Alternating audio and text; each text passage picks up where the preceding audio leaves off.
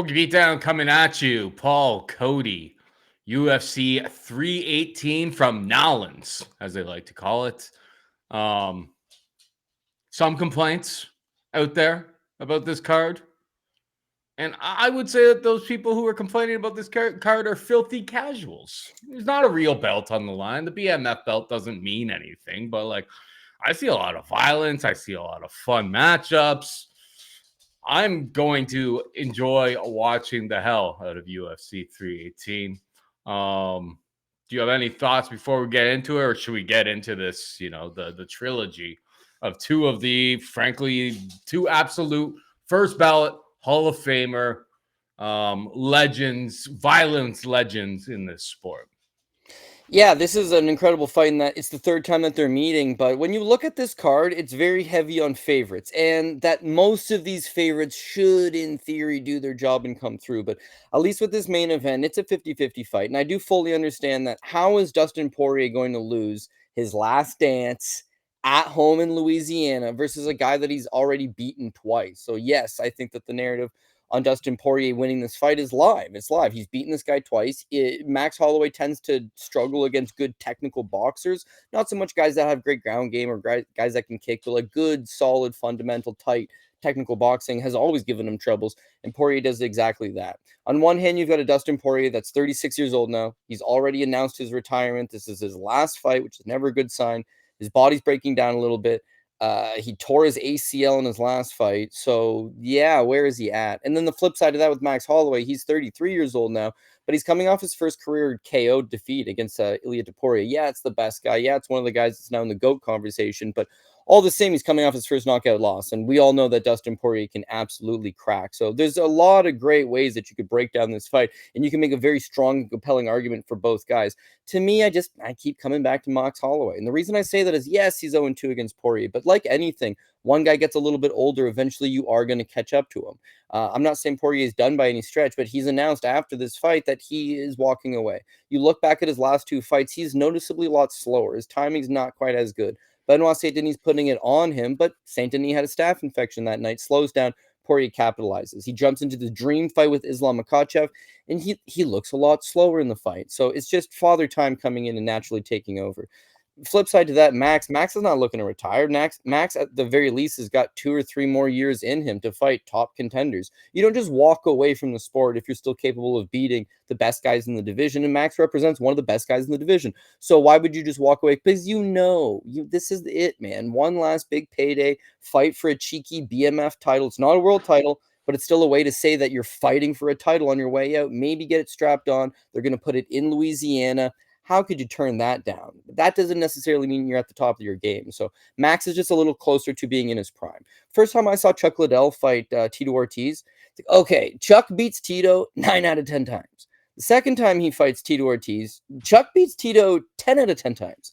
The third time he fought Tito Ortiz, there's no scenario where Chuck now beats him. It's like age is caught up. You can have beaten a guy in the past, but how have your skills regressed since then? So Max is super high volume, and I'm not saying that Dustin Poirier isn't.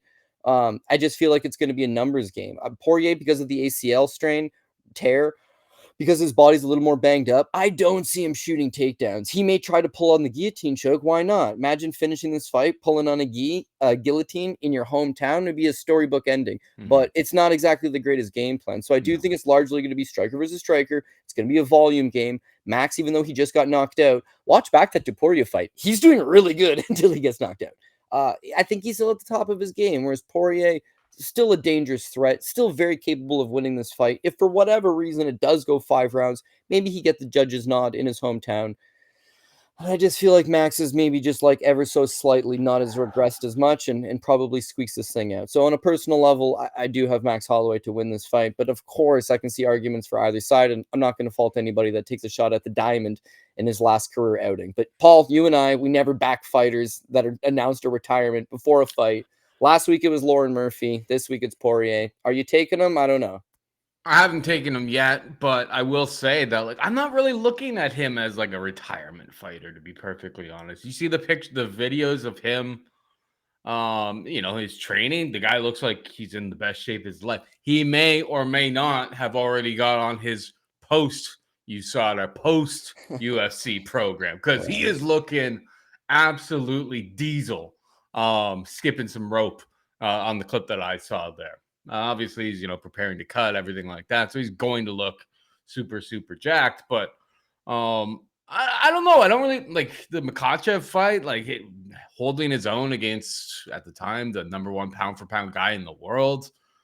I don't really look at Poirier in the same way as some of these other retirement fighters, I will say. It's like, I think this guy 100% can still hang with some of the best guys in the world, and he's just made enough money. He's got his hot sauce deal. He's got all of these other things. So he's like, I don't really need to do this. I've got kids. I'd like to have my brain in place for my children. I don't really look at him as like, and it's no disrespect to anybody, but yeah, like Murphy did. I mean, round 3, she actually did okay. Almost choked her out twice. Yeah, like that was not so bad. But like Donald Cerrone, when Cerrone had his retirement fight, you were kind of like, Cerrone's best days are so long behind him. I mean, Dustin just got into the 5th round and got submitted with just about 2.5 minutes left against Islam Makhachev. He landed 74 significant strikes. Sure, he was taken down, but that's against one of the best guys, literally one of the best guys in the world. It's been up and down. Interestingly, like Dustin's never lost back-to-back fights in his entire UFC run. Ooh. He's at home. This is like the ultimate Cody. We used to do this back in the day. Yeah. He lost to this guy, one's against this guy. But yeah, never. Like, you can see it up on the screen right now. Never lost back-to-back. I mean, records are made to be broken. Don't get me wrong. That shouldn't go into your handicapping of this fight by any stretch of the imagination. But at current price of plus 120, it's not getting me to hit the click the submit button quite yet. I see a lot of other people on the same train as you this week, so I'm hoping that this thing kind of keeps building. This narrative of, oh, he's retired, he's got his foot out the door, kind of takes off. I think it's a close fight. I think either one of these guys could get their hand raised on Saturday night, but I'll be taking the pooch, Dustin the Diamond Poirier, to get the job done. Next to no conviction, but like, if they want to hang a plus 150 for me on Saturday, that's fair. I'm only human. I'm only human, and I probably will add it. So that's where my mind's at in this. But I can't wait to watch the fight. Like, is there a massive mathematical edge on this? I'm not like I don't know. I don't really know whatsoever if there's actually a quote unquote edge. People will. It's one of those fights I feel like could very well go 5 rounds and people are going to scream robbery because both guys are going to have great moments. I can't wait to watch it. Either way, we move on to the co-main event. We have Paulo Costa taking on Roman Kopylov. Costa's a plus 195 dog. The favorite, Roman Kopylov, is minus 220 at the time of this recording. Paulo Costa, if you go on like his Instagrams and stuff like that, he is talking right now, talking up a storm about how he's going to bring the old Borrachina back. How he's going to, and it's just like, you go through the guy's record. And like, I love Paulo Costa. I think he's hilarious. I think I've always enjoyed, his gimmick once he really started kind of sharing his personality with people.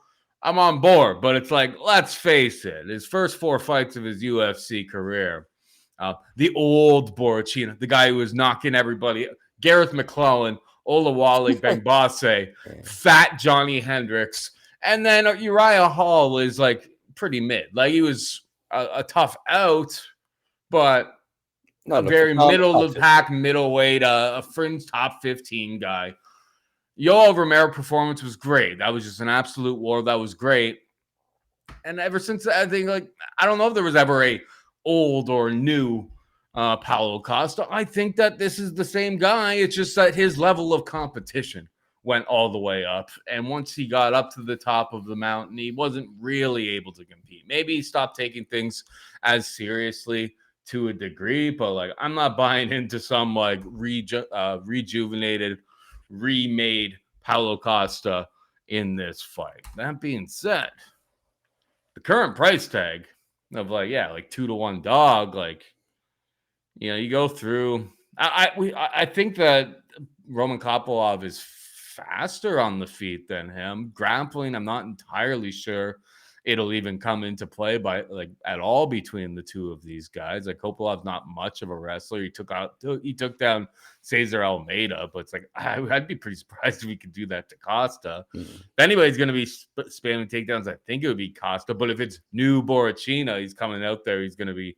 swinging for his head. I'm going to lean towards Roman Kopylov here, but I'm very uneasy about this pick, to be perfectly honest. Like, Kopylov hasn't really beaten the top of the food chain, but I do think that they're kind of guys heading in different directions at this stage in their career. Am I going to get to it by Saturday? Probably not, but Kopylov will be the lean for me on this one. What about you?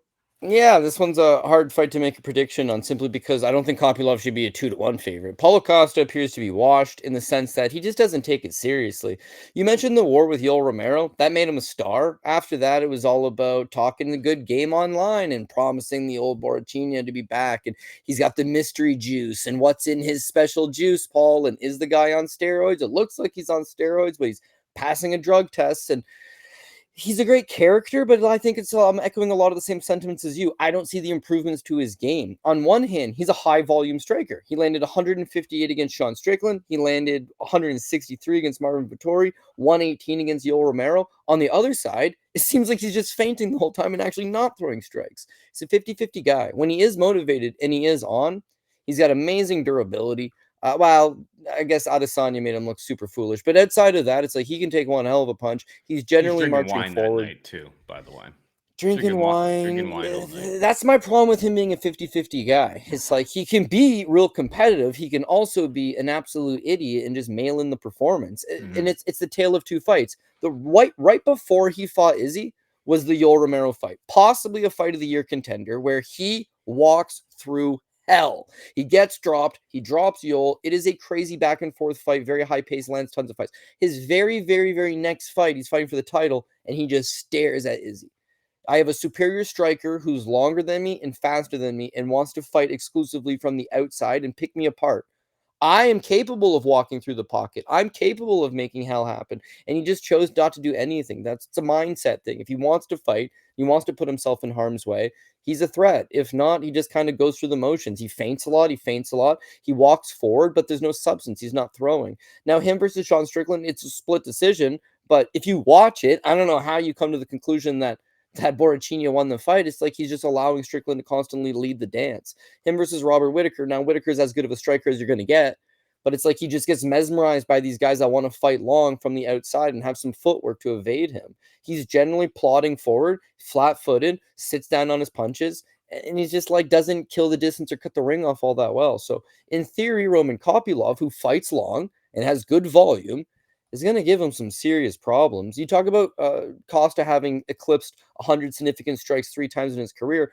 Those are usually in 5-round fights. Kopylov landed 130 against Chris Curtis and knocked him out with 1 second left in the third. So if that's an indication of Kopylov's cardio, maybe it's heading in the right direction. Him versus Cesar Almeida, he gassed out. He won, but holy Christ was he gassed out. And him versus Chris Curtis, in the second round, he looks gassed out. He caught a second win and came back in the third. But you've seen this guy gas a few times in his career. And with Borrachina is that he's got good durability, similar to a Marvin Vettori, because he can take those shots. If you start to slow down and he keeps moving forward, he's going to make it a problem. The power advantage, I want to say, goes to Paulo Costa, but he's not knocked anybody out since Uriah Holland. That's 7 years ago. So hard to say he's got a power advantage. He's fought twice since 2022, took all of 2023 off. He's looked really lethargic. Like, how do you back a guy like that? Flip side to that, you take Kopylov, but at 2-1, I think he's overrated at that number. He has spent time in Dagestan. He has been working on his wrestling, but you're right. The Cesar Almeida fight, he needed 5 takedowns. He couldn't really control him on the ground. And he really, really compromised his cardio fighting that type of game plan. Here, he's just got to mind his P's and Q's, get the jabs going, get the kicks going, circle to the outside, and not tire out. If he can do that, he can win. But can he do that? I don't know. I'm looking at this fight more from an over 2.5 and a fight goes a distance. But because I have to make a straight up money line pick for the purposes of the show, I'll take Kopylov because better the guy that I know than the one I don't. I don't know what version of Costa is going to show up. Kopylov, I feel like I got a pretty good indicator of what he's going to do, and I got to just go with that. Yeah, what's the over on that is pretty reasonable. -2.5, but moving. Maybe there's Cody steaming it to bits while he's on the show, thinking about, just trying to screw over everyone else's life. Like we control that on a UFC pay-per-view, guys. There are way too many people out in the market, which is a good thing. It makes for a lot more healthy markets. Moving on down, we've got Kevin Holland taking on Daniel Rodriguez. Kevin Holland, a -460 favorite to come back on D-Rod +360. I wanted to hate Kevin Holland in this matchup, but like looking through the tape, thinking about how these guys match up, Holland's faster, he's longer, he's probably got better submissions at the very least. I don't know if he's the better, in terms of like black belt or anything like that. I don't have the answers for that, but is D-Rod just going to stand in the pocket and exchange with Holland and then take everything that's coming back? Like D-Rod kind of needs to out-volume you in a whole bunch of ways. But Kevin Holland, man, is he a guy that you really want to tie your, to a -460, -5-1, a guy who kind of makes some questionable decisions in many of his fights. Stephen Wonderboy Thompson fight, he just wanted to stand, trade, didn't even try to wrestle, didn't try to grapple, just kind of accepted the fact that he was going to get, boxed up, kicked up by the superior striker there. So it's like the guy kind of has a bit of an ego, I think, sometimes when he's in there fighting. It's a tough guy to feel all the way in confident in, but I think it's a horrible matchup for D-Rod. Like I expect Kevin Holland to roll here. What about you? Yeah, so like in the Stephen Wonderboy Thompson fight, he took Wonderboy down twice. His problem is he just let him up.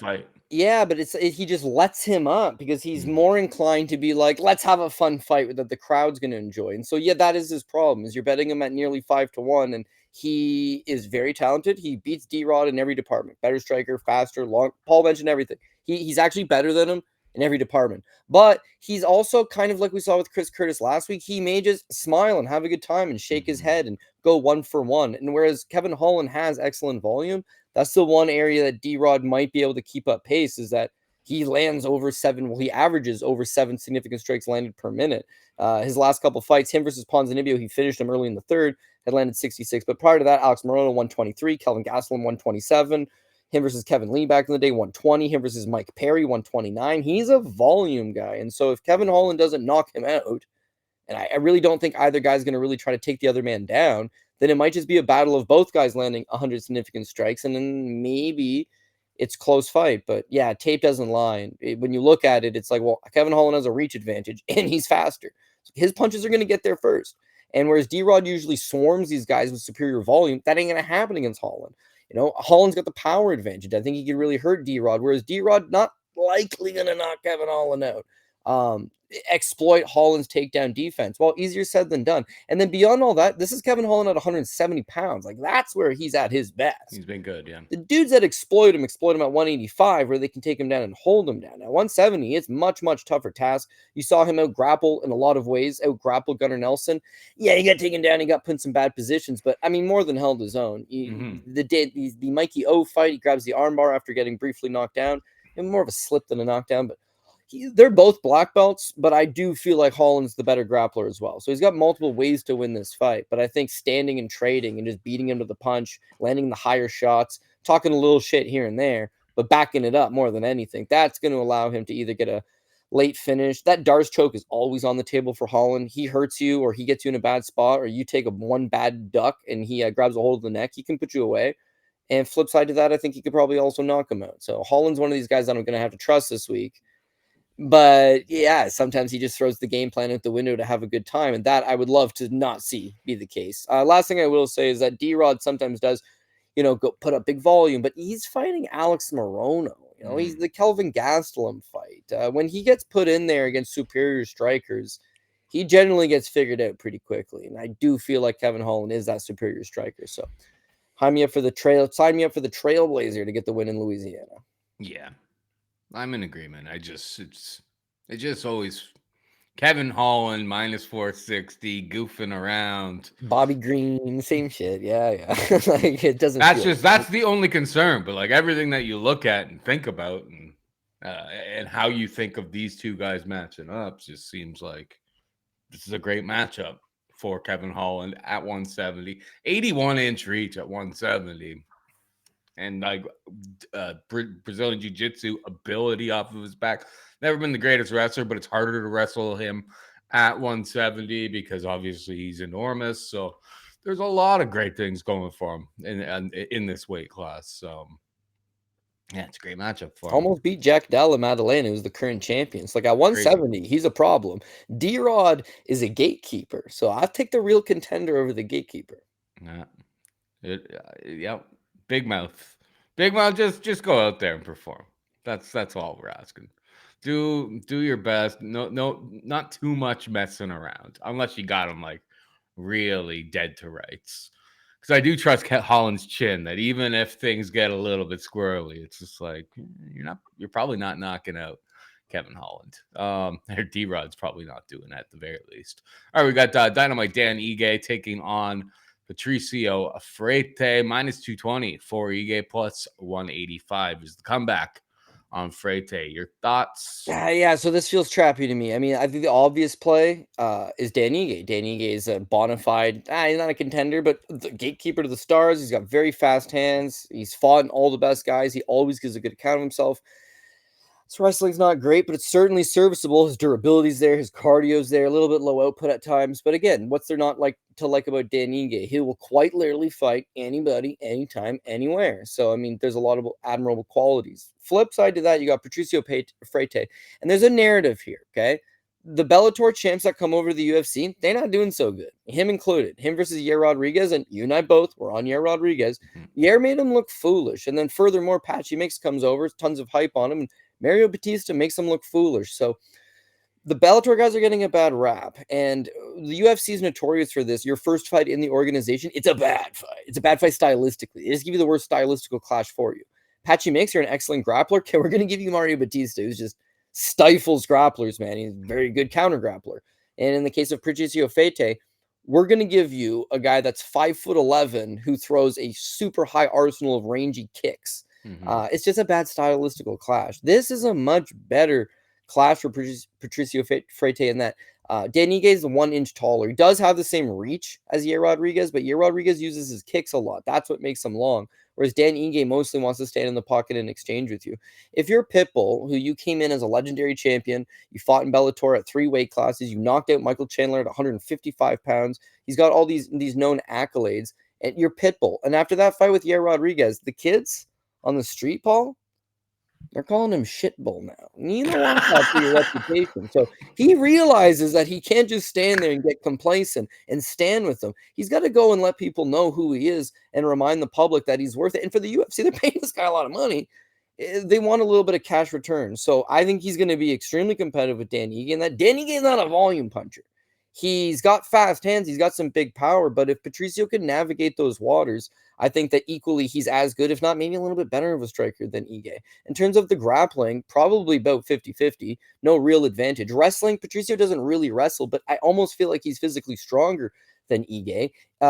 Patricio has fought once at 135 in his career, is against Sergio Pettis. He looked awful. Bad weight cut. His loss against Chichiro Suzuki, which is 3 fights back in Ryzen, he gets knocked out, which is uncharacteristic. It's at 155. So 45 really is that weight class that he should be at. And with Dan Ige is not a 55er. He couldn't fight at 55. He's not a big 45er. His entirety of his career is at 145. But standing at 5'7", Ige is not a big featherweight. So this will be way better of a fight for Patricio, who literally 2 fights back knocks out Jeremy Kennedy. That's not a bad win. but people don't know who Jeremy Kenny is, or they don't care who Jeremy Kenny is. And it's easy just to say this guy looked awful in his last fight. Bellator is a crap promotion, and he's 38 years old now, and he's just taking the paycheck, and he's gonna get rolled up. Like I understand that's the easy narrative to get behind, and I want to take Dan Ige because I believe some of those points. Just feel like this thing's going to be a lot closer than people think it's going to play out to be. So I know this is going to sound like a broken record. I get the over. Like, I feel like Ige is going to. Yeah, I know. Good. Just like Ige is going to take Patricio's shots. I don't think Patricio Ige's done. Yeah. He's so durable. He's so durable. He himself does have a few nice knockouts, and in this version of Pitbull, maybe if he is shitbull, then this 2.5 is not going to look good. But if this ends up just being two elite strikers, being smart, Ige's going to land in combination once in a while, but for the most part, it's going to be circling. Keep in mind, Ige's coming off a win over Sean Woodson, where he gets doubled up in the first round in the striking numbers, loses the first round. Second round, he got outstruck by the numbers, but he landed all the better shots, better quality of work, wins the second round. It's 1-1 going to the third, and he puts Woodson away. We all know that he's got that dog in him, but Woodson's this tall, gangly, no power, can't fight within the pocket, suspect cardio guys, whereas Patricio's fought a lot of 5-round fights. I don't think he'll have those same problems. He's got better footwork. He's a better athlete. I feel like I want to take him, but I don't know that I'm going to pull the trigger personally. So, you know what? I'm just like Wonder Boy last week. Your best chance is to pass. I'm going to take Pitbull. I'll probably lose a split decision, and there's no pat on the back in the losing bet. I understand that. There's no honor. I disagree. But I'm going to take Pitbull and just, I don't know, hope for the best, man. I disagree. Wonder Boy was an awesome bet last week, whether it won or lost. When you get something that's that close going to split decision over the course of time, that's going to be profit. He's like plus 400 at one point on Saturday. Like, that fight was way too close. Way too close. If you had Bonfim, you got by the skin of your teeth, but they'll get you next time. The books will get you next time on a money line like that. So, you're giving yourself too much of a hard time on that. Wonder Boy was a great bet. And I don't know if I would say robbery, as people, that lose bets love to say on social media and stuff like that, but damn close fight.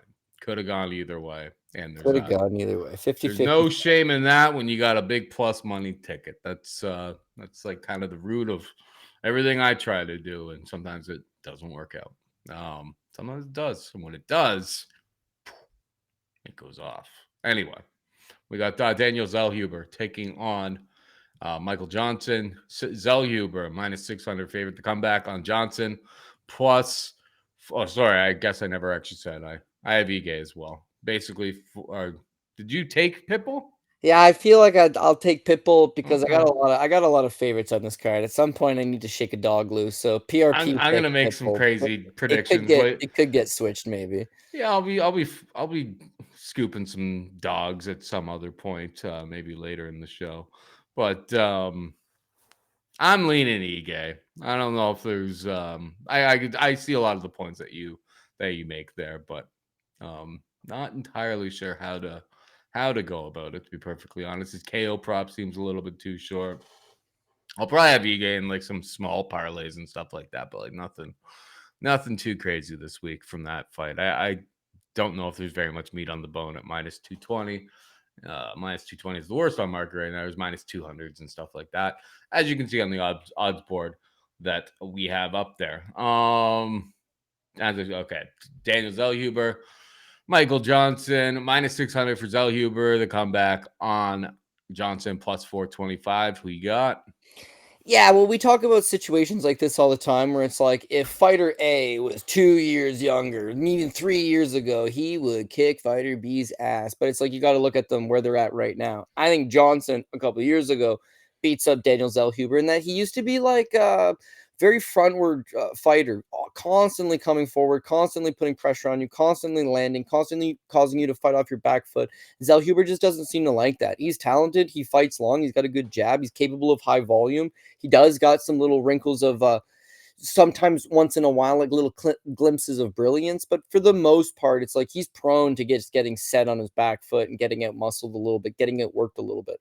Johnson now 39 years old. I don't know that he's got that left in him. And his last couple fights, Ottman as a tar, which was competitive until he knocked him out. Ottman's no longer on the roster. Darius Flowers, woof. You had to rely on taking him down 4 times and out wrestling Flowers. Not a great win. Mark Diakese also no longer with the organization. Alan Patrick's super athletic, man. Whatever happened to that guy? But yeah, just never really panned out at this type of level. Against those guys, they're not going anywhere. They're going to get released from the UFC soon. They're not prospects. They're older guys.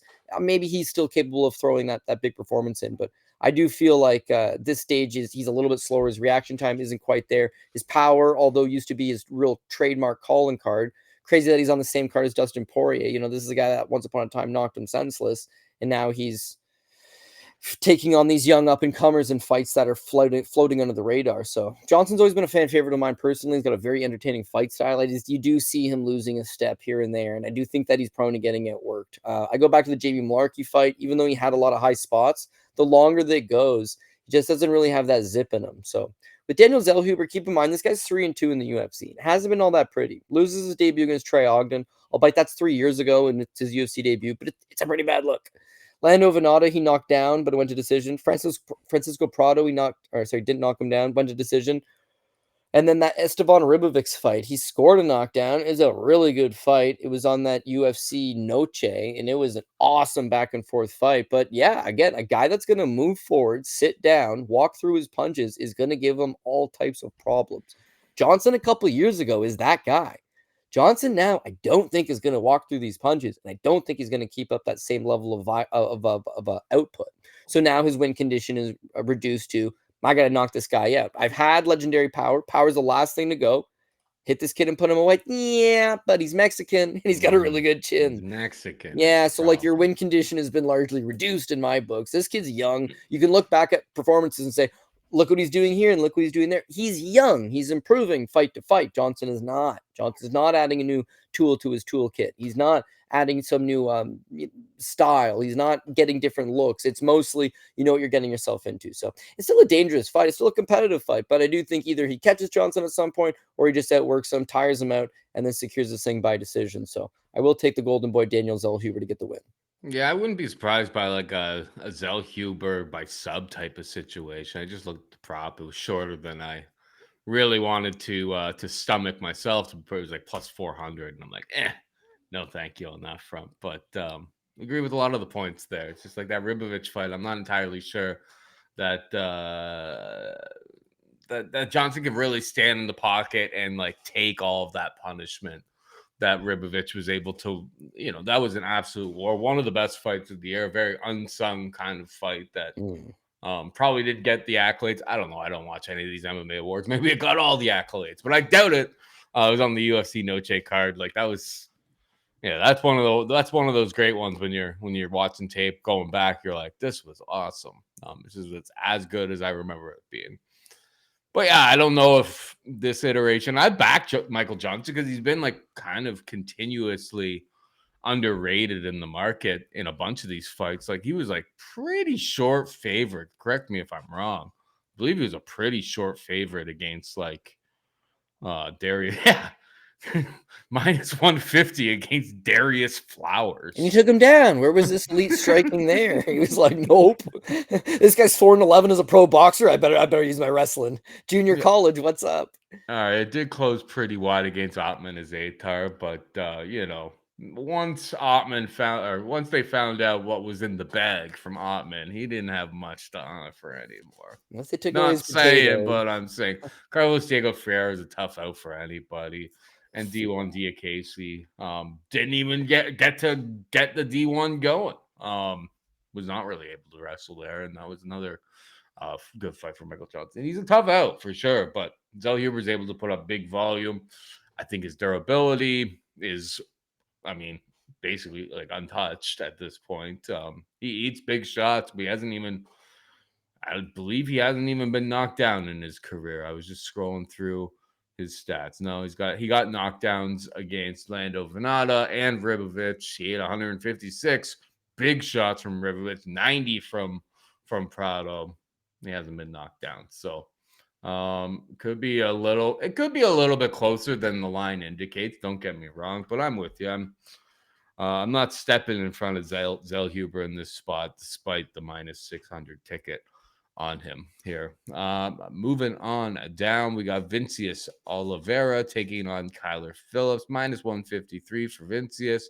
The comeback on Kyler plus 133. Your thoughts? Yeah, you're going to want to live bet Vinicius Oliveira after the first round. Kyler Phillips is about as good of a first round guy as you are going to find.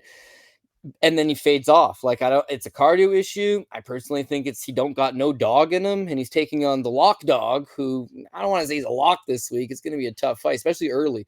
But a guy that's got an abundance of dog in him is very, very large and is going to fight you deep into the third round. And that's what Kyler Phillips doesn't really deal well with. You look at the entirety of his career. He's got a win over Song Yadong, which aged incredibly well.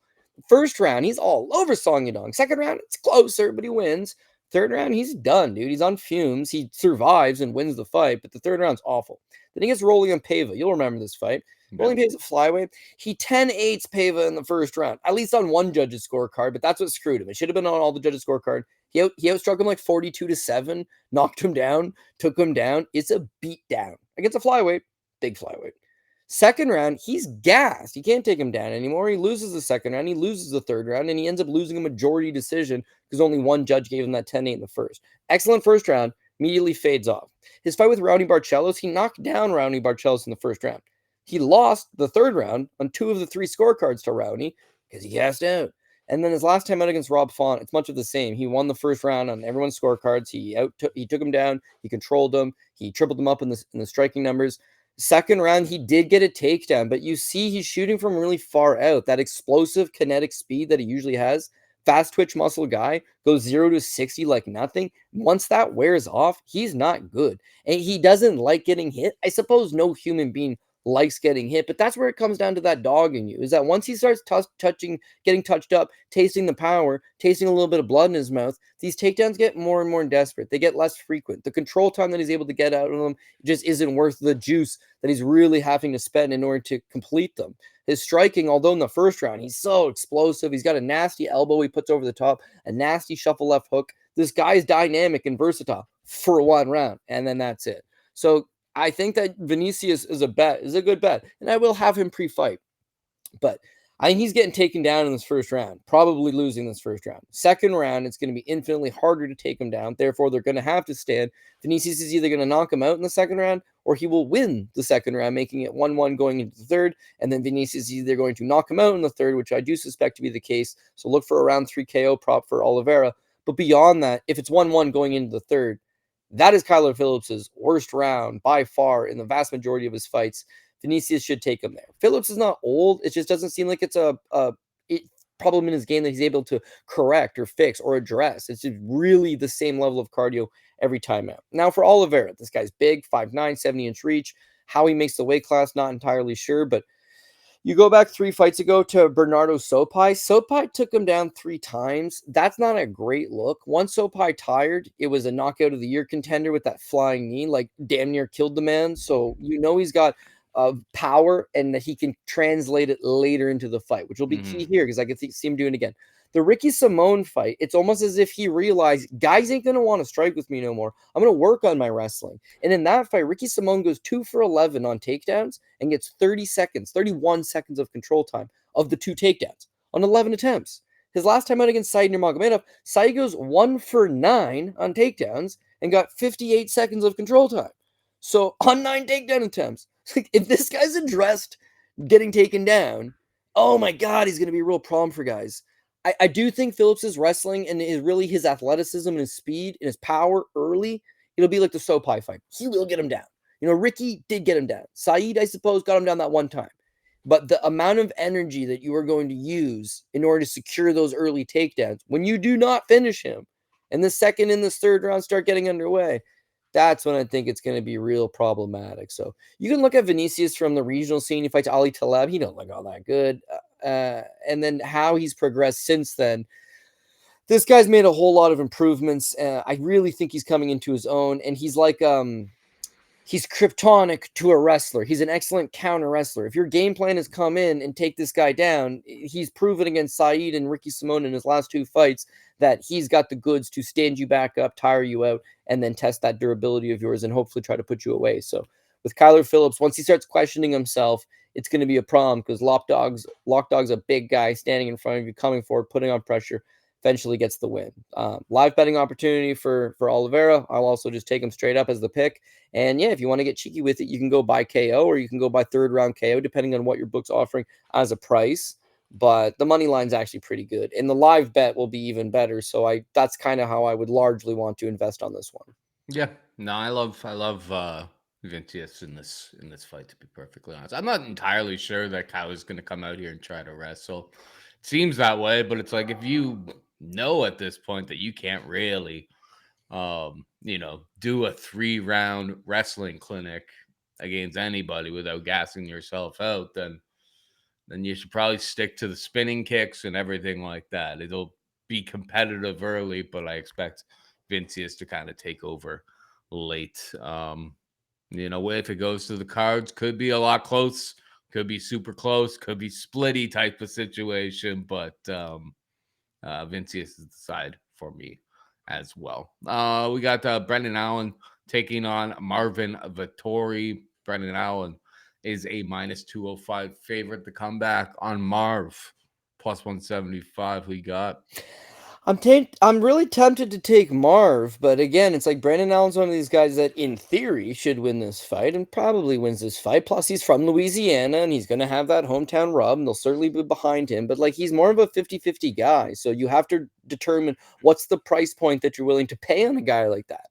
And what I mean by that is when you look at him versus Paul Craig, right? It's a 5-round fight. He subs him in the 3rd round. Cardio looks good. Him versus Chris Curtis, very next fight, scheduled for 5 rounds. Goes the 5 rounds. Him versus Andre Muniz, scheduled for 5 rounds. Subs Muniz in the 3rd round. Cardio looks good in those fights.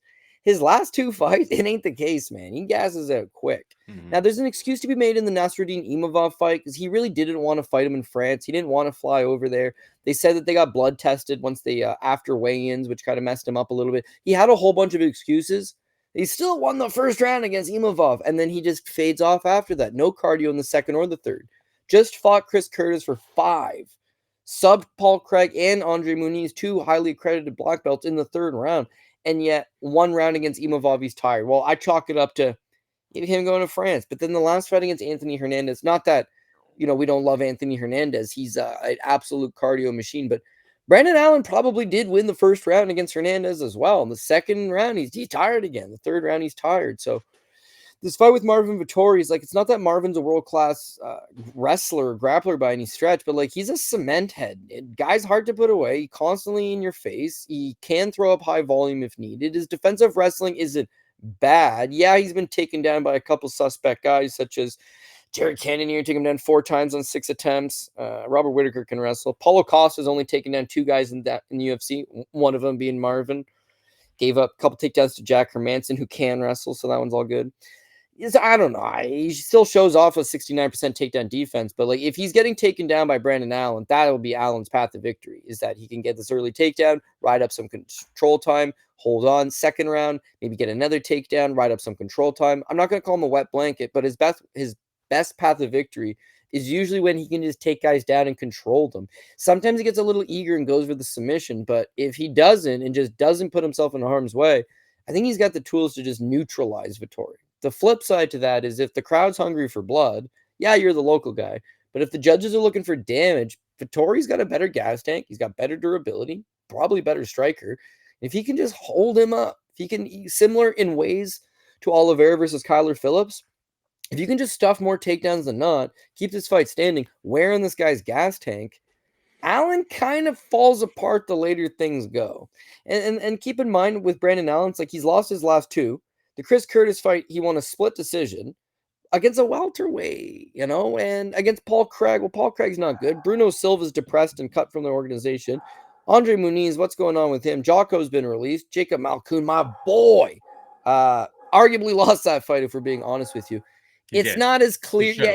It's not as clear and concise as being like he beats up Marvin Vettori. Marvin Vettori fights really good guys, and yeah, he's been a little bit headspace, and I don't know, he doesn't look himself lately. He's had a bunch of personal tragedy. He had, I believe it was his brother that passed away. He took all of 2024 off. He came back off a layoff to fight Roman Delites. I can hear Gabby barking in the background. The universe is telling me to take the dog. Yeah. But it's in Louisiana, and so like I got this feeling that I'm like I could get screwed on a tight split. But it's like you said with Wonder Boy, you know, if you think it's 50-50 and it's going to be a split decision and you can get plus money on one guy, like why wouldn't you? So like I am going to take Marvin Vettori very reluctantly as dog number 2 officially. I assure you. Oh, there she is, defending the turf. I assure you, if you can hear it, I am hearing nothing but it. Thank you for defending. Thank you for defending the house and doing a job that we did not ask for, Gabby. It's probably like a Squirrel, probably like a telemarketer, or not a telemarketer, but like a door-to-door salesman doing something. Witness. And she is just like, I will get out of here. I will kill you if you come in here. She'd probably just kiss them if they did, but for UPS. But the thing is, if you have that's a good girl. If you have a barking pit bull, you're probably not going into that house. So that's fair. It is. I don't like her doing that job. I didn't train her to do that job, but there's certain things of this dog that you can't really get out of it.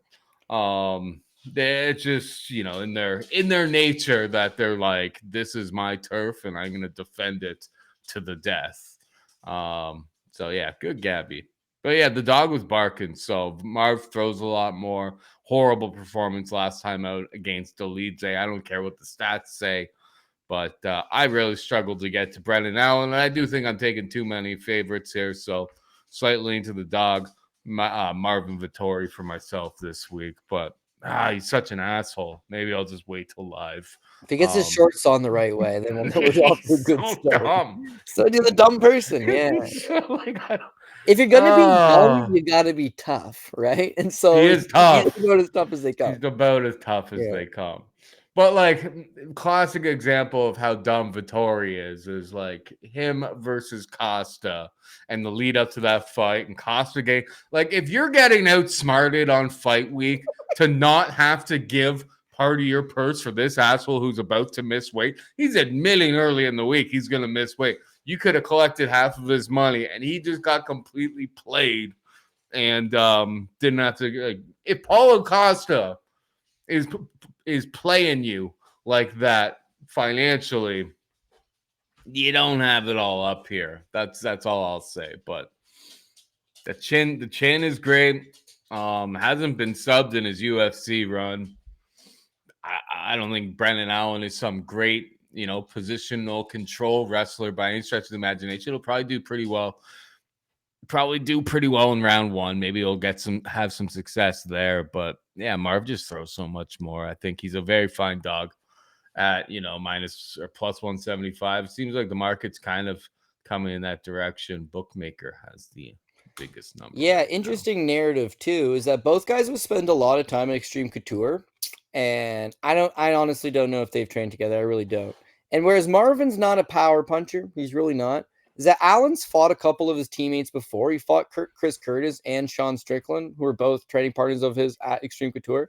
And Sean Strickland's not a power puncher. Chris Curtis is really, these days, not much. And they both knocked him out. So, like, I think anybody could knock out Brendan Allen if they put one on his lips. And if you train with him, maybe you've got the inside path. So, it probably means absolutely nothing. But, again, to me, it's just a 50-50 fight. So, it's a dog or pass situation.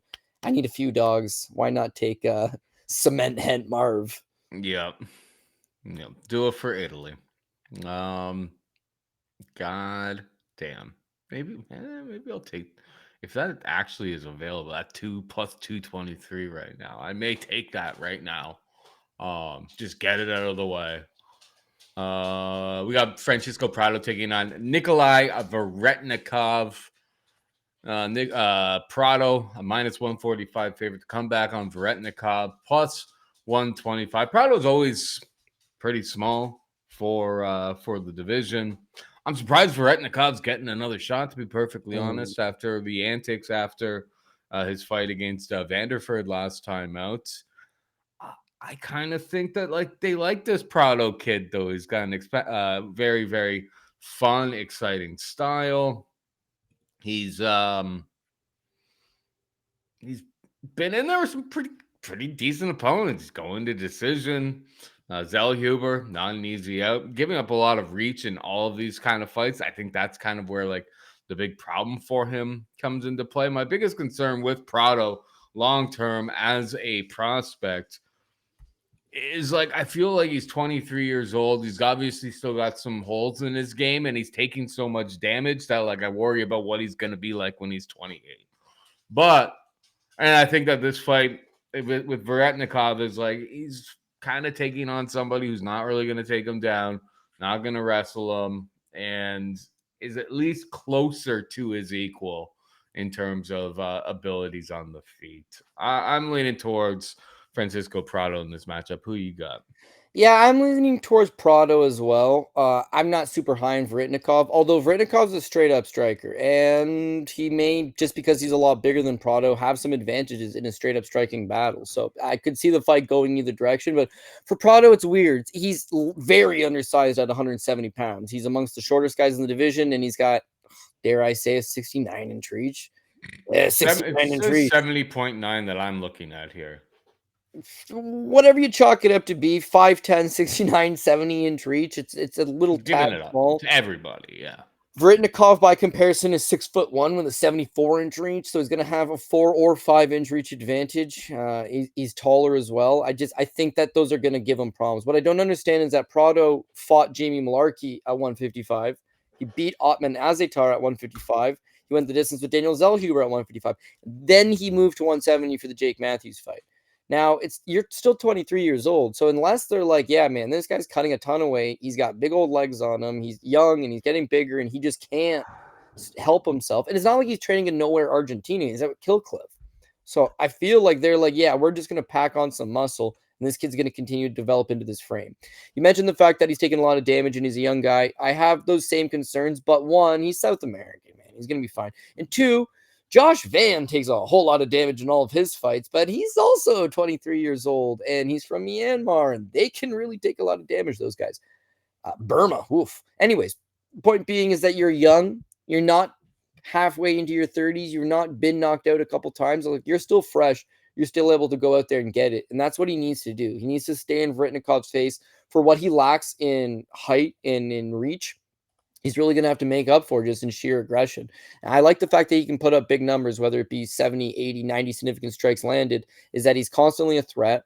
Jake Matthews, that loss aged well. Daniel Zellhuber didn't age incredibly well, but still a very tough fight. And I do feel like at some point things are going to start clicking for this guy. Veretennikov, they should have cut him as well. It wasn't quite Paul Daly-esque where he sucker punched a guy afterwards, but it's just no class. You got your ass kicked, taken down, beat up, they call the fight off, and then you've got something to say about it? Like, I don't know. But the real bottom line is that he's 35 years old. He's a one-dimensional wushu sanda striker.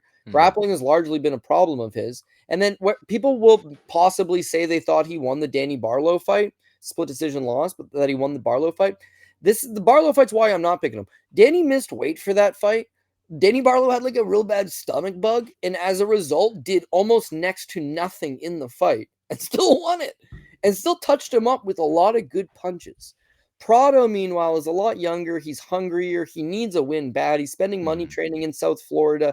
He's going to be aggressive. He's going to be in your face. He's going to touch you up same way Barlow did, but he's probably going to do it twice as often. Stay in your face. Stay aggressive. Last but not least, you don't just go to a good gym like Killcliff and just not learn other wrinkles to your game. So him versus Jamie Malarkey, he's just trying to box him up. Him versus Otman Azetar, he just knocks him out. Him versus Daniel Zellhuber, they really go back and forth. And then him in his last fight, he took Jake Matthews down, but he took him down once on 6 attempts. Once he got him down, he got like almost 2.5 minutes of control time. That's them adding new things to his game. Why would you want to take down Jake Matthews? He's a black belt who's had 20 fights in the UFC and has been with the organization for over a decade. And yet, I'm going to mix up some wrestling with my striking. He's not on the level of a D1 or D2 guy. He's not like Austin Vanderfurt where it's like he's going to easily go out there and wrestle you. But simply not being one-dimensional with Veretennikov will help. Stay aggressive. Stay in his face. Box him up. Then shoot those takedowns. He's not that good on the ground. Mix it in. I think he'll do that. And so mixing in your martial arts is what makes the sport and should reward him for his hard effort. So hopefully either just knocks him out, which would be great. But if it goes to the judges' scorecards, I think he'll have done enough to earn the nod. So I'll take Prado. And you saying that, I'm just going to say it right now on the show because there's no way I'm going to remember it. And I don't really have too many books that actually have that. But like there's certain there's certain same game parlays and props and stuff at some books for like, and I'm not even talking about the Prize Picks or any of the other, litany of different places that sponsored us over the years. But like some of the sports books even have like props for like takedowns and stuff. A Prado over takedowns would be probably pretty sneaky. Yeah, you're right. He'll probably be lined at like 0.5 or something like that. Doesn't mean that he's necessarily going to go out there and get it, but like it'll probably be, does he get one takedown? Maybe he gets multiple takedowns. I don't know. How much has they really been adding to his game? I like the kid. I've liked the kid since I taped him coming into his first fight.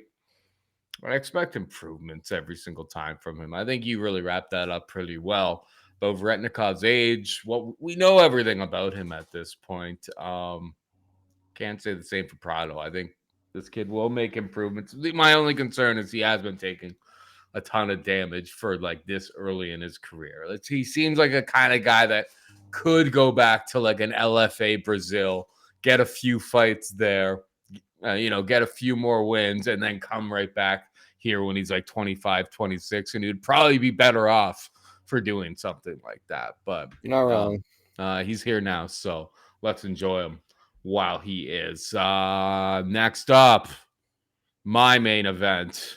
We got Ateba Goat taking on Robert Valentin, minus 550 for Ateba. The comeback on Valentin plus 400. I've got Gautier in this fight, minus 550. Sure, it's a little bit steep, but like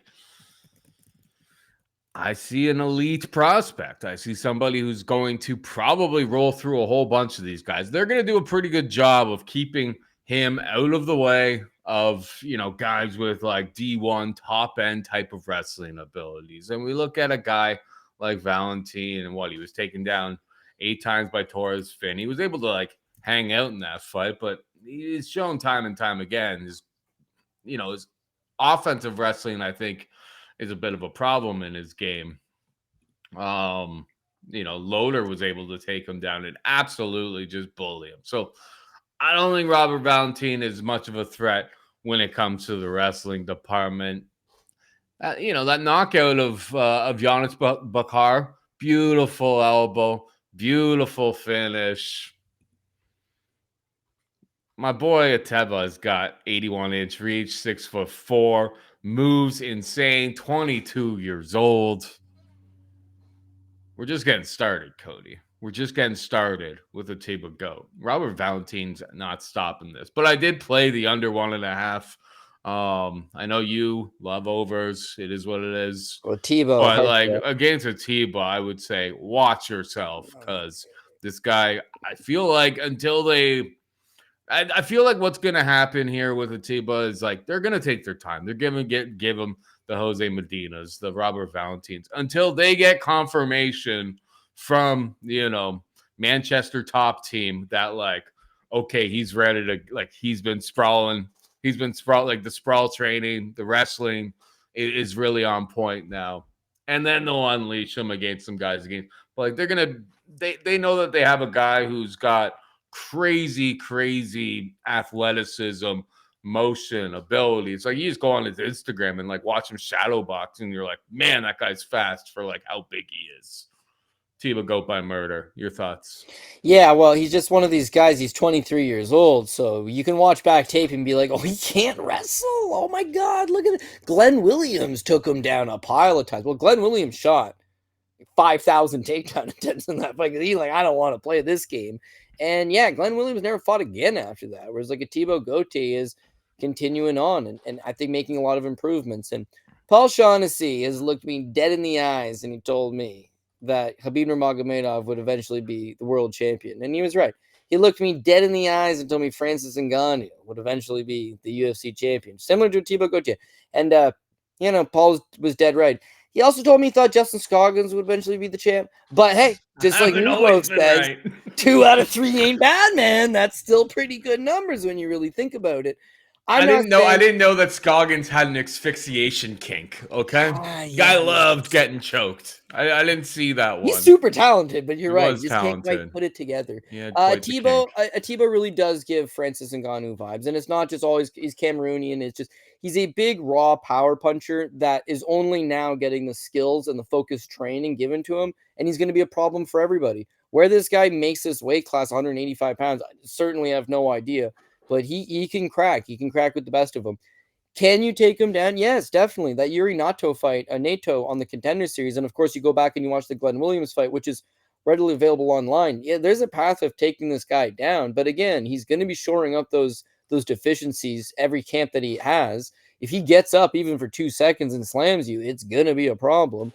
Jose Medina, Paul tried to warn me, but I said, well, the line's just ludicrous. It's like plus 550 Medina, and Medina is known for no other reason than he can take a hell of a punch. Gautier nailed him with some solid shots, and he took them. But even this knee up the middle, no human being's taking that.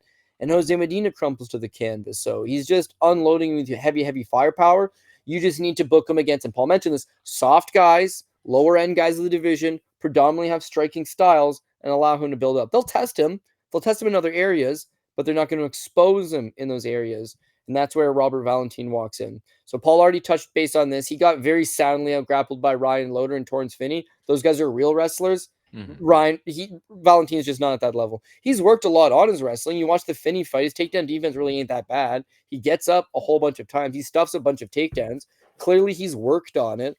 But this guy was like close to retirement before the UFC called him and said, we'll book you for a few fights. My biggest point that I really do want to say on this, though, is against Ryan Loder. Loder just takes him down and decimates him. Finney, it's widely panned as one of the worst fights because Finney just holds him up against the cage. Now they say we're going to put you in front of Ateba Gautier. Do you think he's going to go and wrestle? No. The UFC's saying, hey, man, we're sorry you got wrestled your last couple times. And hey, that Finney fight, it was awful. And you know what Finney's going to get now? He's got to go fight Bakoev in a fight that really nobody wants to take. And we're upset. And they're going to cut guys like that. They know Valentin lives in Thailand, trains in Thailand. They know he can strike. They know he can bang. They say, okay, we're going to book you against a striker. If you then go pull a Torrance Finney on this man, you're next on the chopping block. They're booking him because he's a striker. He wants to strike. They're promising him blood. This guy's going to stand in front of you. Go fight him. In that scenario, I don't see it happening. Loder dominated him on the ground and pounded him, but Loder's not really big on strength or power. He's got a couple knockout wins early in his career, TKO on the ground, but like he's not a big hitter. You can also go back to Ebo Aslan, I believe, knocked him out on the regional scene. Mm-hmm. I just feel like a guy that has some natural power and is swinging in your face is going to put you down, and that seems to be Ateba. So I don't want to buy too much on him because he's green. He's got a lot of holes in his game, but I do expect him to make development from fight to fight, and this is a perfectly logical fight for him to continue that momentum build upwards up the rankings. So I'll take Ateba Gautier by knockout or just straight up, whatever. Ateba Gautier is the pick. Yeah, and that under 1.5 is she's starting to move now. Where did I take it earlier? I was taking it like minus 113, minus one. I think my average price is like minus 116 right now. So I beat the line. But who knows? It could bounce back. People be betting overs and stuff. But Ateba Gautier, I'd be very careful. Very, very careful because I don't know. I get the vibes of like, it's always fun. It's the rise up, right? It's the rise up with these like exciting top end prospects that you think have like next level potential. It's always that climb that's the most exciting. Conor McGregor, the Celtic Cross blasting through the entire division. That was so much fun. It's always, and then when they get to the mountaintop, that's when a lot of these guys start kind of being jerks and pricks, and you find out what they're really like. But it's always fun. The Ngannou climb was because like so many people didn't believe in him. The difference these days is that like Ateba, the fight against Gautier, against Medina was a little bit more playable. I think he was like minus 400 in my parlays and stuff like that. But yeah, that's the biggest change in this game these days is that it's like one fight into the UFC now is minus 550. We were getting like Ngannou at like pick. I think he was an underdog against like Anthony Bumbleton. Remember that? I don't know if he was an underdog, but I remember it wasn't wide. Sure. And like him versus Andrei Arlovsky also like really wasn't that wide. It was like, wow, Yeah, allowing you to bet this guy. It's free. They've gotten a lot better at that. But well, you'll see by all the minus 600 favorites on all these cards, it's like it's much tougher. And speaking of which, speaking of that which, Islam Dulatov taking on Adam Fugitt. Minus 600 for Dulatov to come back on Fugitt plus 425. Who you got here? Yeah, well, definitely Dulatov, but if you want to parachute out of this thing, you're going to bet Dulatov up front, and then if it makes it to the second round, you may pull this parachute and take a live bet on Fugitt, who will be an astronomical underdog if it gets there. And then that's where he would, in theory, take over. When you watch Islam Dulatov, he's very popular in Germany. I think he does some modeling, does some acting. He's got a brother that fights. He's like a definite fan favorite, and his style is violent, offensive, dynamo. His cardio is not all that good. I'm worried that his durability might not also be that good, but his opponents generally don't have a whole lot of opportunity to throw their own offense because he's just coming forward and throwing bombs. Very nice, tight technical punches, nice kicking game.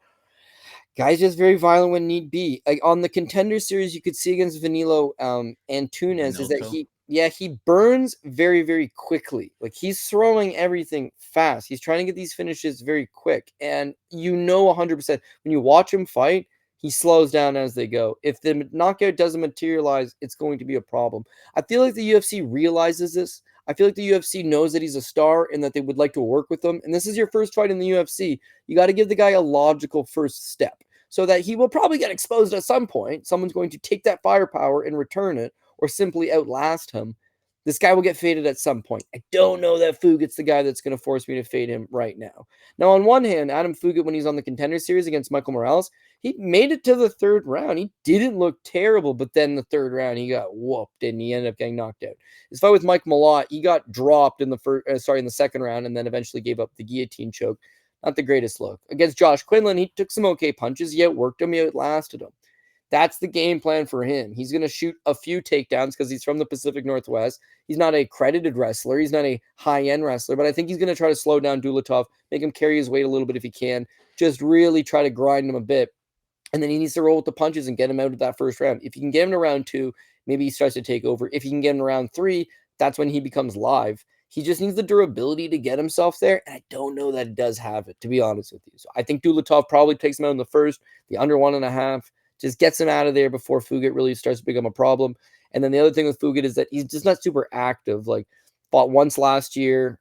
He had to pull out of a fight earlier this year. There's been I want to say there's a couple. Let me see. I feel like he's been dealing with injuries. He's now 36 years old. Like, there's not some prospect that's got 4 fights in the UFC. He's a 36-year-old man with 4 fights in the UFC. He pulled out of a fight with Islam Dulatov when Dulatov got hurt there.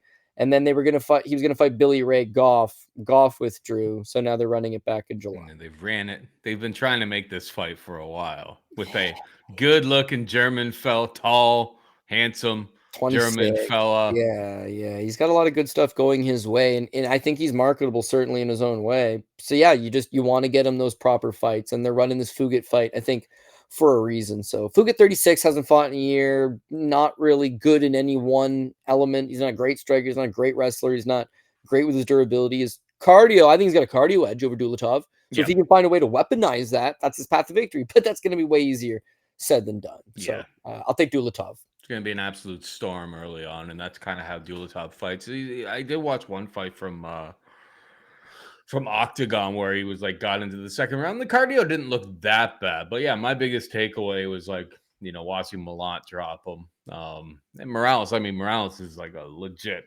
one of the best guys in the division right now. So there's no real shame. He's like 20 at in the time, that, but knocked down twice.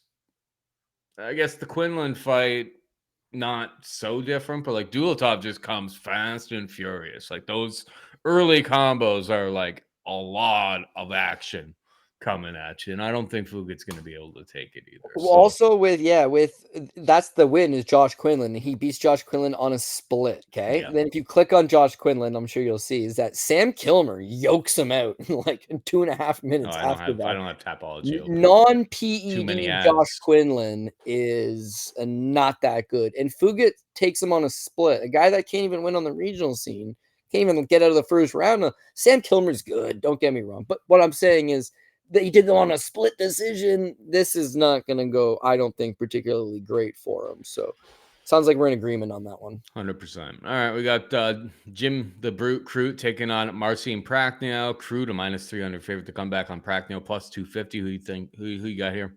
Yeah, I'm going to take Jimmy Crute. On one hand, Jimmy Crute's got tons of skill, and this kid certainly can grapple. He can wrestle a little bit. His striking, I don't know, at least something to the imagination. But he's trained with Slam and Sammy Greco over in Australia for like a number of years. He can certainly throw some heat. It's just the longer he exchanges, he doesn't move his head. He's prone to getting countered. His chin, it's not like atrocious, but it's not good. He'll get knocked down a whole bunch of times, not necessarily get knocked out, but he's taken a lot of damage. He's retired already. He's come back from retirement. His head's in the game. His head's not in the game. You know, he's motivated. He's not motivated. It's troubling to see because, like, he's still pretty young. He's got a whole lot of skill, and it's just like there's a mental lapse that just like doesn't allow him to put it all together. I'm a Jimmy Crute fan, but you watch this guy for more than 5 minutes, you start to feel bad about like how quick his game starts to evaporate. Now, in his last fight against Rodolfo Bellato, I thought he won. I didn't think it should have been a majority decision draw. I thought he should have won the fight, and there was moments that he looked good, but that being said, it's like, you know, Bellato also put up some damage on him as well. Alonzo Menefield in the rematch, bad look. Alonzo Menefield in the first fight, he got knocked down twice, was lucky to escape that one with a draw. Jamal Hill knocked him out in 48 seconds, and then Anthony Smith, he blew his knee out, so that was a tough look. He's not won a fight in almost 5 years. He's had the knee injury, he's had the retirement, he's had motivation issues. There's really nothing that screams, I want to bet my money on Jimmy Crute. But this seems like it's a very winnable fight for him in that Crute's a much better grappler. And although his wrestling's not great, it should be good enough to take down Marcin Prachnio. I mean, Modestas Bukauskas took him down his last fight, subbed him. Vitor Petrino was able to take him down 4 times in their fight, eventually sub him. Felipe Lins took him down 4 times in their fight. Sam Alvey, way back in the day, took him down, also knocked him out. Prachnio's got that cool Kyokushin karate style. You know, he can throw some volume from the outside. He stands his ground pretty good. He was once thought to be chinny. Alvey knocked him out. Magomed Ankalaev, who pretty well finishes nobody, knocked him out. Mike Rodriguez knocked him out. Slow Mike. Since then, it's like he's not taken, you know, these shots all that poorly. It's that he's fairly just one-dimensional in the state of the outside, throw some kicks, you know, give them different looks with the stance changes. Use that funky traditional karate. He's not even traditional karate. It's Kyokushin. You know, he's more flat-footed than a guy like Wonderboy, obviously. But just throw off their rhythm, throw off their timing, present some type of problems. Guy that wants to take him down, I think that's the easy path. Now, if I'm Jimmy Crute, and it's like Jimmy Crute has more than enough power to land on Prachnio and knock him out, but Crute seemingly doesn't want to get hit anymore.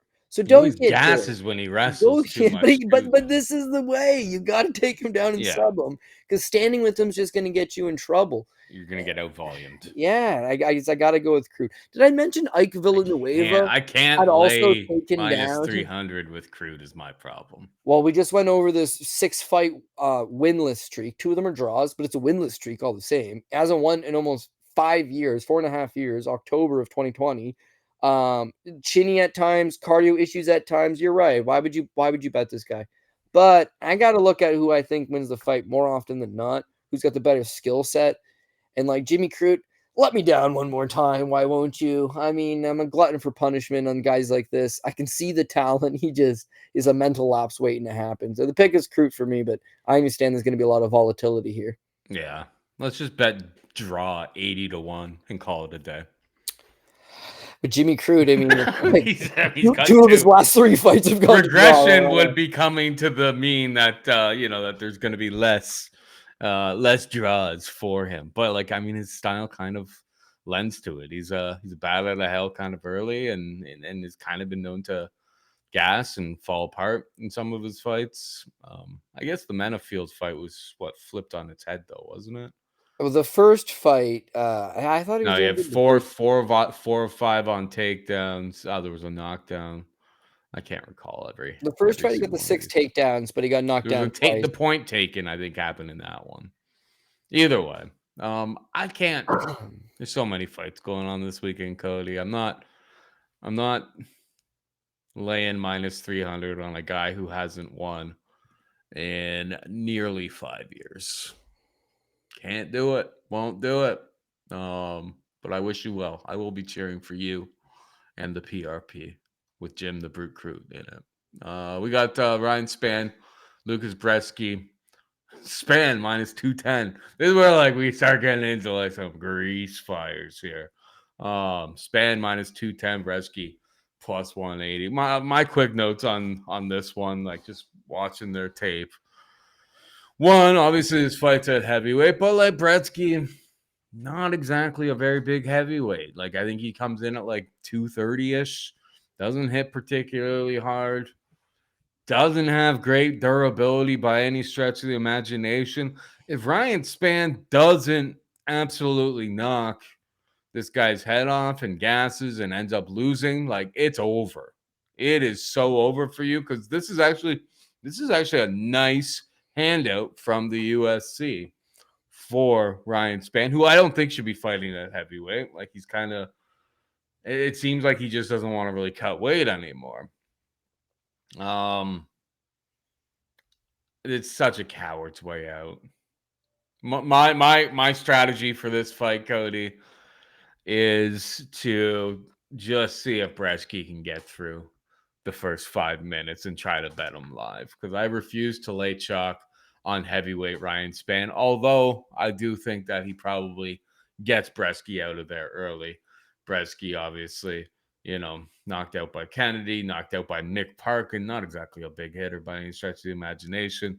Walter Walker kind of decided he didn't want to wrestle in that fight, and that's kind of why he was able to sneak by a little decision there. But hindsight 2020, that win looks a lot better on paper.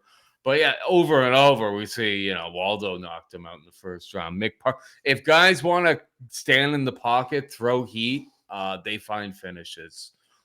So I understand why Spann is the favorite.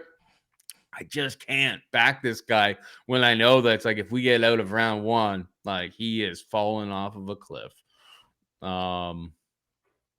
Dogger pass, but pre-flop, it's a pass for me because I think Brzeski will have a better price after round one if it gets out of there. Your thoughts? Yeah, pretty well the same thing. It's a good live betting spot if you're on a Lukasz Brzeski train of thought here because, yeah, he's not really known for anything, but he's a big guy. And so a big guy can get out of that first round. He's a natural heavyweight that Ryan Spann, in theory, would gas out. You look at other guys that have made that jump up from 205 to heavyweight recently, guy like Kendi Njoku, right? He's filled out. Vitor Petrino, he put a lot of muscle on. Spann, he looked fat. He looked fat on the scales. Like he did not pack on a bunch of muscle. He did not look like, yeah, this is me not cutting 35 pounds. It was like he didn't really train and did not look good. And then he proceeds to go out there against Waldo, common opponent that they have with each other. And it just looked bad. The first round, he didn't look terrible, but he got doubled up in the significant strike numbers. And by the end of the round, he done. In the second round, he all the way done. Him versus Bogdan Guskov, which was at 205. The first round, he looked good. He beat Guskov. The second round, he just instantly quits on himself. He's got a whole lot of quit in him. He's the under 1.5 guy all day long. And now you're getting a little bit older. Now you've not had a lot of success lately. Now you're not cutting any weight. Now you're not really in all that shape. Like all of it seems problematic. Minus 210, the guy's a 2-1 favorite. And he's probably one of the biggest apple pie shooters you have ever seen. Mm-hmm. When this man is on, he knocked out Dominic Reyes like nothing. Nothing. He buzzsawed his ass. He subbed Ion Kutalaba. He subbed Alvin St. Preux. He's got a really, really good guillotine choke. He's got really sharp technical kickboxing for all of 3 minutes. And then, holy Christ, does it fall off a cliff. Now, at 205, it's like, the only reason he was gassing is because of the huge weight cut. But then to see him against Waldo his last time out, it's like, no, he just doesn't have good cardio is the bottom line. How do you approach a guy like that that's a 2-1 favorite? But I don't know. To me, the UFC is giving him a bit of a favor in that they're like, okay, you need to get this thing done with real quick. We're going to give you Brzeski, which Kenny knocked him in the first round. As Paul mentioned, Mick Parkin knocked him in the first round, Waldo in the first round. But Carl Williams knocked him down. Yikes. Carl Williams don't knock down He couldn't anybody, squash a man. grape. So I think the path of just knocking this man out is there. Spann's a better striker. He is faster. He's got more power. Brzeski's not really a hold you up against the cage kind of guy. He's not really a shoot takedowns kind of guy. He's more just like a Homer Simpson without the durability. And so if Spann punches himself out, then it's going to be problematic. If Spann can grab a hold of his neck early, can plant a nice right hand, side of the head, right on the chin kind of spot, I think he puts him down. Surely his back's up against the wall. If he wants to continue to be a UFC fighter, make some good paydays, get good opportunities, he has to show up. He has to put in a modicum of training, and then maybe he gets it done. And then the crazy thing is that Lukasz Brzeski is going to sit around one day with his grandkids on his lap and be like, I went 1-6 in the UFC, but the one win was over Walter Walker. Like, that aged pretty good. But as you mentioned, Walker didn't shoot takedowns into the third round. He just blew the fight. That's why anybody can beat anybody. You know, if these guys, if he fought Walter Walker 10 times, Walker smashes him 9 times. But the one time you fight a bad game plan, game plans are everything. And Spann has no ring IQ. So he is the pick for me, but you're asking to get, burnt. Spann's minus 210, and this guy's got very questionable decision making. Jimmy Crute is minus 300, very questionable decision making. Dulatov maybe only has 5 minutes of cardio. Ateba Gautier is still unproven. You're taking a shot in the dark here. Kyler Phillips is a pie shitter. I just mean there's a lot of guys here that could go out there and look like $1 million or fight a terrible game plan, and you got to have a certain amount of confidence on these guys and just believe they'll do the right thing when yet they've not done the right thing time and time again. So Spann, be Superman one last time, come out there, do what you're capable of doing, get the win, but he's going to need to get it done quick. And as Paul mentioned, live betting opportunities for Lukasz Brzeski, definitely on the table. If that's your guy, take him after the first. Bruno Ferreira takes on Jackson McVey. Bruno Ferreira, the biggest favorite, I believe, at least at the time of this recording, on the card to come back on McVey, plus 475. Best on market, plus 500 currently. I mean, Jackson McVey, one tremendous Trump impression. If you watch his last fight after the fact, he's got a Trump impression. Pretty funny. 6-0. We taped him a bunch for like his LFA fight not that long ago. If they just hang out on the feet, like, of course, I don't think Bruno's got much. Or sorry, I don't think he has much for Bruno. But he's 6'4", legs leaning on you against the cage, which could be very, very taxing. So he hasn't been finished. Watching a bunch of his fights, I haven't really seen him get like stunned or rocked all that much. Is it a big step up in competition? Sure, but like, I don't understand this number at all, Cody.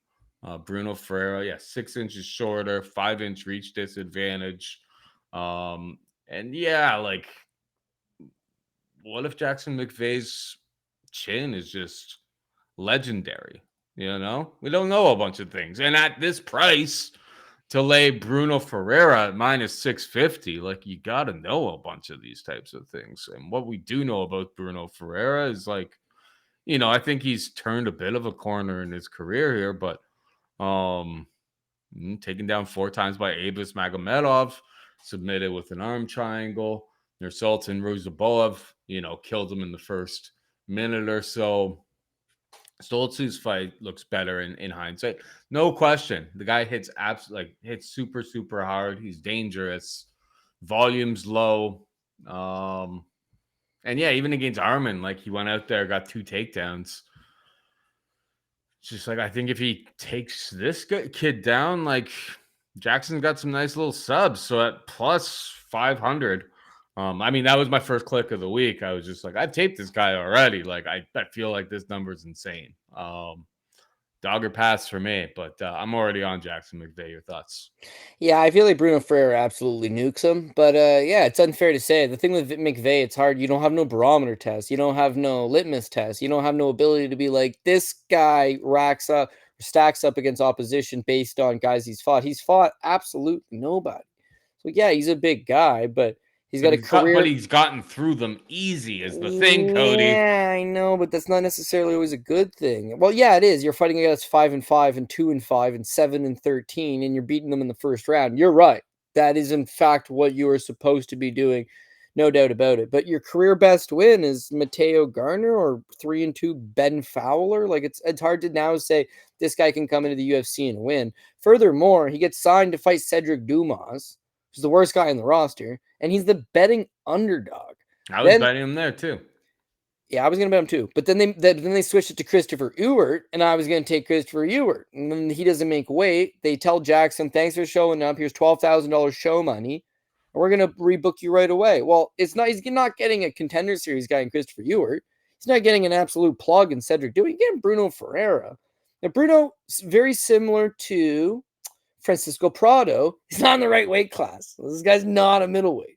Very small. Like, yeah, he's 5'10" with a 72-inch reach. So, Paul, you're right. It's like, oh man, one guy's 6'4", he's gonna stay to the outside. It's a big cage. They're in an arena. Nah, he's not gonna stay to the outside. He's gonna try to get in there, lean on him, and hold him up against the cage. Like that's the path. that's not victory. how. Yeah, Try to McVey's not gonna grapple. stand at range and try to fight that type of fight. Yeah, I He'll mean, lose that fight. I think he could maybe try to get the fight to the ground and sub him. And I say that because Abus Magomedov, yes, his far superior wrestling, but he really grinded on him, and just the submission just came real easy in that third round. So part of me thinks he could get out grappled, but the Armin Petrosian fight, he shows you that, yeah, he's a BJJ black belt himself. It's a really nice transition to the armbar. I thought my boy Armin was starting to work his way into that fight and get going, and he snagged him up. Against Dustin Stolfoots, it's a spinning elbow. Against Phil Hawes, it's a flying knee. Against Gregory RoboCup Rodriguez, he drops him with a counter left hand.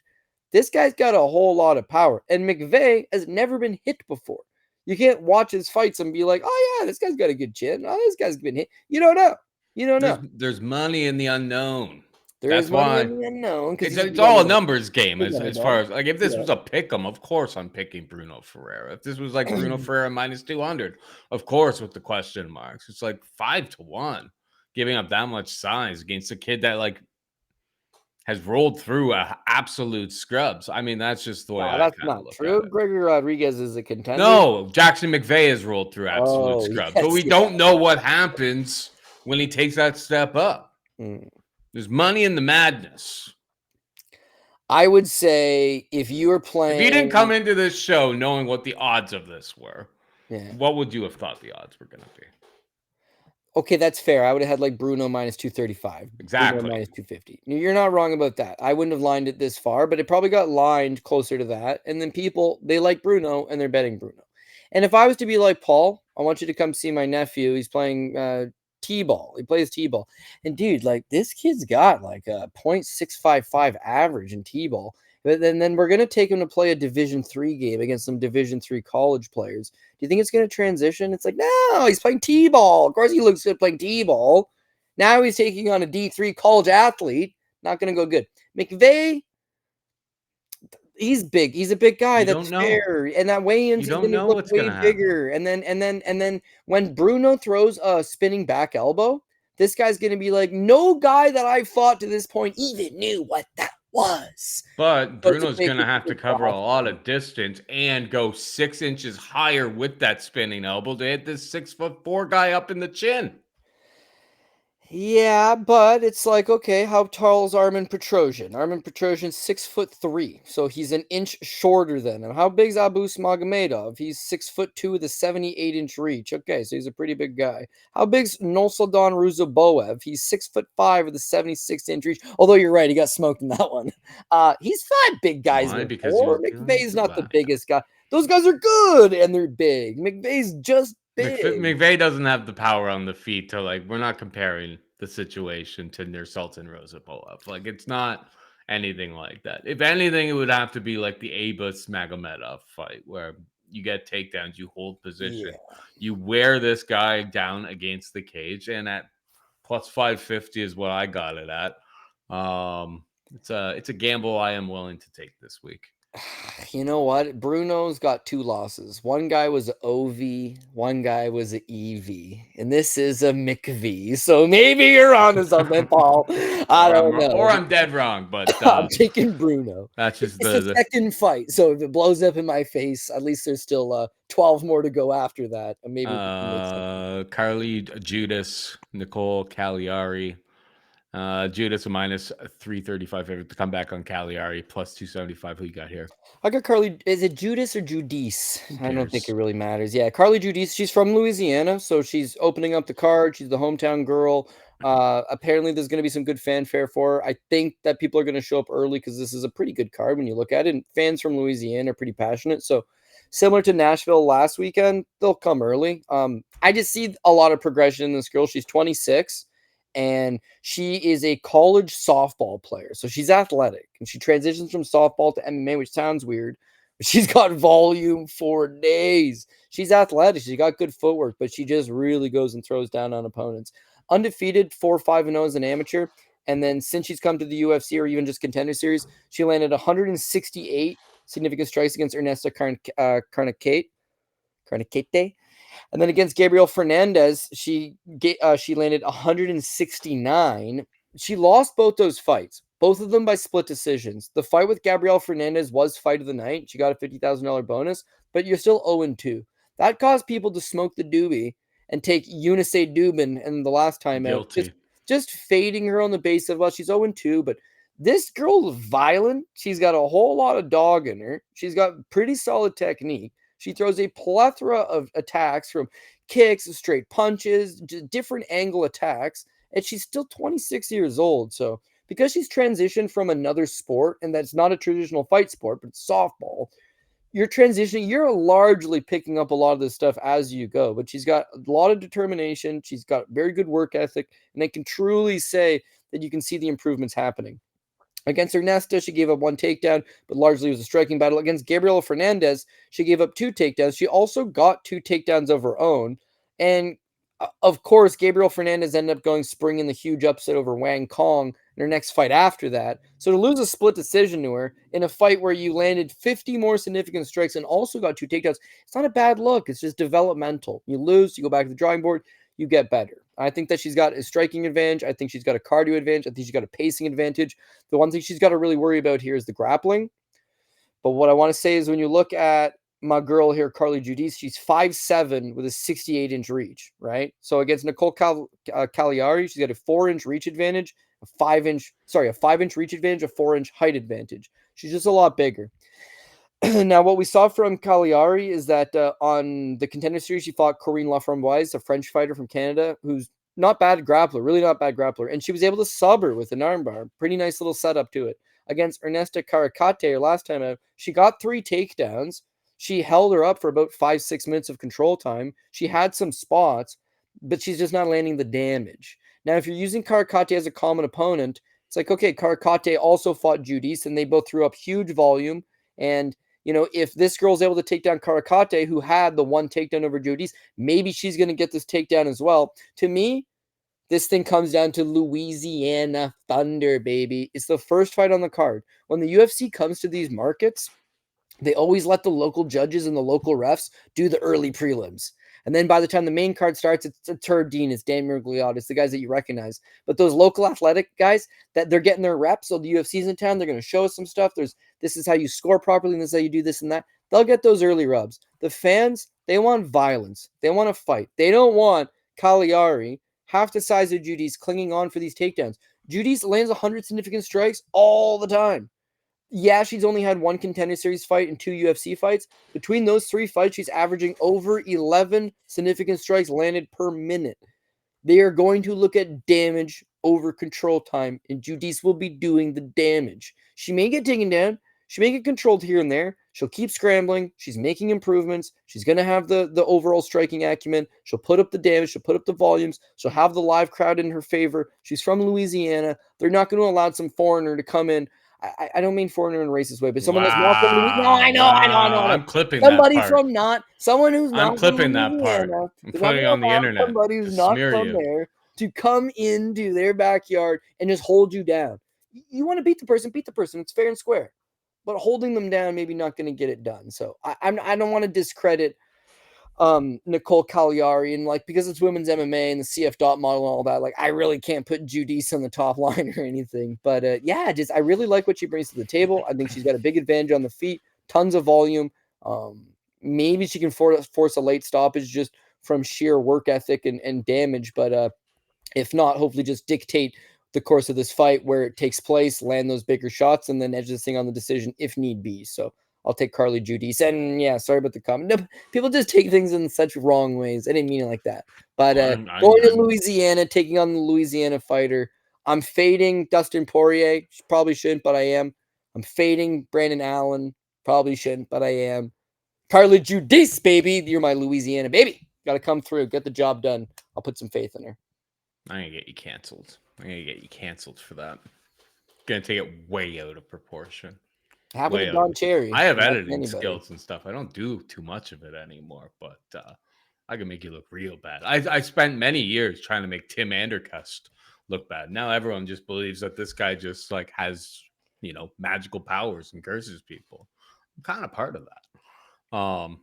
So I could play you out that way. I'm kidding. All I took is like when it kind of opened up, I took the fight ends and split decision. Because I see wrestler, grappler, volume. You add in the fact that one's from Louisiana. And then you have these judges that don't really do all these, don't do too many fights and don't score too many fights. Give me chaos. No, it was like plus 600 when it opened up.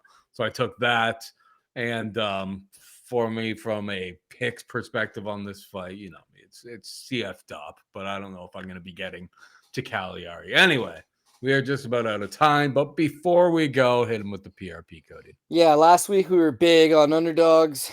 Got a few of them, got 4 of them, but yeah, this week we're big on favorites, so hopefully there's not a ton of underdogs. But I'm going to go with Max Holloway, who is the favorite. Holloway, Roman Kopylov. I could switch that one, but it's going to be Kopylov for now. Kevin Holland, definitely. Patricio Freire, dog number 1. Daniel Zellhuber, Vinicius Oliveira, Marvin Vettori, dog number 2, Francisco Prado, Ateba Gautier, Islam Dulatov, Jimmy Crute, Ryan Spann, Bruno Ferreira, Carly Judice. Am I just asking for it? It seems like it's all favorites, but I think that the lines are right, Paul. I got to agree with the markets this week. Didn't last week, for better or for worse, but I do this week. 14 fights, whole lot of fights. On top of regional show, whatever. You don't have to force a play on everything, but yeah, just as long as the guys I really hope should do their job come through, then we'll be fine. I can see a lot of finishes on this card. It's the live crowd usually makes these guys fight with a higher uptick, and there's a lot of guys with not great durability and not great ring IQ taking place in a lot of striker versus striker matchups. So it's gonna be a really fun card from an entertainment standpoint. We just really need that these big favorites that we're going to have to put our trust into to do the right thing, get the job done for the boys. 100%. All right. That is it for us this week. Hope you enjoyed the show. For Cody, I'm Paul. Say goodbye and good luck.